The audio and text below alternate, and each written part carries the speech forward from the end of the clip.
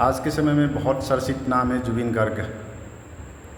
पूरे भारत में जुबिन गर्ग के नाम सोशल मीडिया पे, गूगल पे, फेसबुक पे, इंस्टाग्राम पे सब जगह चल रहा है। जुबिन गर्ग के अंतिम यात्रा, उनकी वीडियोज़, लोगों के जमावड़ा, लोगों का प्यार, लोगों का रोना जुबिन गर्ग के लिए, ये सारा सोशल मीडिया पे चल रहा है। दुनिया सोच रही, इंडिया, पूरे इंडिया भारत में लोग ये सोच रहे कि आखिर जुबिन गर्ग कौन था और एक सिंगर के लिए इतने लोग क्यों रो रहे हैं कि उनको याद कर रहे हैं। मैं बहुत बाकी उन लोग जो जुबिन गर्ग को नहीं जानते उनके लिए मैं ये बताना चाहता हूँ कि जुबिन गर्ग एक इमोशन था आसाम के लिए। जुबिन गर्ग ओनली सिंगर नहीं था। जो हमारे संस्कृति होता है, हमारा जो साहित्य होता है, उसमें कोई भी जाति या कोई भी प्रांत में जो साहित्य होते हैं उसके जो तिजोरी होते हैं, जो उसके भराल होते हैं, वो कुछ लोग उसको धनी बना के जाते हैं। साहित्य में जो जितने अच्छे काम होते हैं साहित्य क्षेत्र में, उस तिजोरी को बड़ा करके जाता है। तो आसाम के जो साहित्य है, उसको संस्कृति है, उसमें जुबिन गर्ग ने बहुत सारे अवदान दिए हैं, बहुत सारे कंट्रीब्यूशन दिए हैं। जुबिन गर्ग ने अकेले ही 38,000 सॉन्ग उनके नाम रिकॉर्ड है। 38,000 गाना उसने खुद गाए हैं। 5,000 से ज़्यादा सॉन्ग उन्होंने खुद लिखे हैं। वो मूवी में भी आसाम की जब सिनेमा जगत, आसाम के मूवी, एक टाइम ऐसा था, कोई एक बड़ा ऑर्गेनाइजेशन था आसाम का जिन्होंने हिंदी मूवीज़ सिनेमा हॉल में बैन किया था कि वो सिनेमा हॉल में हिंदी मूवीज़ नहीं लगेंगी। आसाम के सिनेमा हॉल्स बंद होना शुरू हो गया था। तब जुबिन गर्ग ने बेड़ा उठाया था अपने आसाम के सिनेमा हॉलों को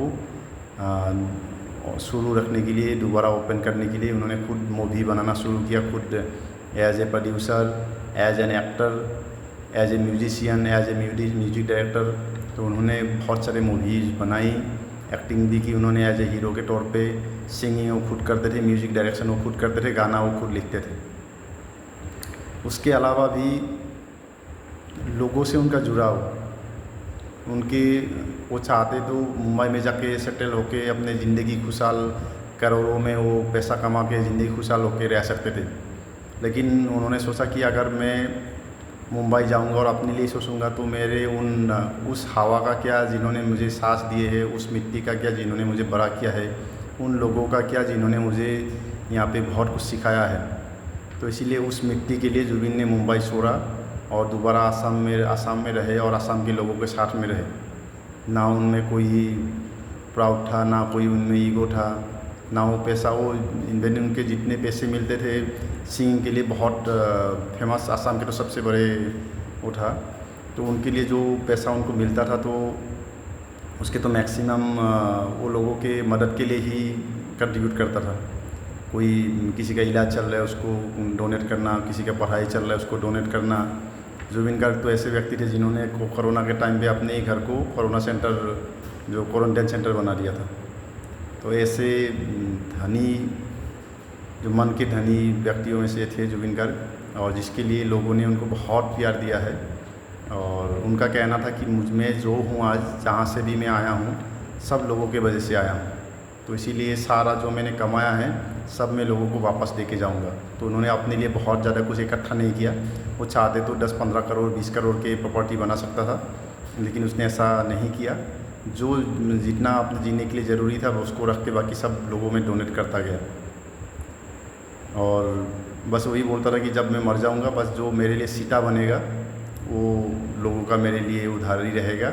बाकी जो मैं कमाऊंगा वो सारा मैं लोगों को, भगवान, यहाँ के जो आसाम के लोगों को मैं वो वापस दे के जाऊँगा। तो ऐसे मन के धनी व्यक्ति में से जुबिन गर्ग थे। तो जिसके लिए उनके जो आसाम के कला कृष्टि, आसाम के साहित्य में उनका जो कंट्रीब्यूशन, उसके वजह से उनके जो डीलिंग थे, उनके जो स्टैंड थे, कभी किसी के सामने ना झुकते थे, ना जहाँ पे उसको गलत लगेगा उसी के सामने बोल देंगे। अगर उनके किसी मंच में अगर चीफ मिनिस्टर आसाम के बैठे हैं और वहाँ पे उनका कोई चीज़ बुरा लगा तो उनके सामने बता देंगे चीफ मिनिस्टर जी बैठे हैं और इनके ये काम है जो कि आसाम के लिए ठीक नहीं है। निडर थे, बिल्कुल स्पष्टवादी थे, जिसके लिए लोग उनको बहुत प्यार करते थे। और उसी प्यार का ये नतीजा है कि जब उनके गुवाहाटी एयरपोर्ट से उनके काहलीपारा के घर में जब उनके लास्ट यात्रा थी, इस यात्रा में 15 लाख से लोग ज़्यादा लोग शामिल हुए और उनको श्रद्धांजलि दी। और उनके लिए पूरे आसाम बंद पड़ा हुआ अभी भी, और जब तक उनके आसाम रहेंगे, शायद जुबिन गर्ग का नाम हमेशा आसाम के सबसे प्यारे बेटे के तौर पे वो रहेगा, वो कभी भुलाया नहीं जाएगा। वो जुबिन गार्ग कभी मरेगा नहीं, वो अमर हो गए, मरने के बाद भी वो अमर हो गए हैं।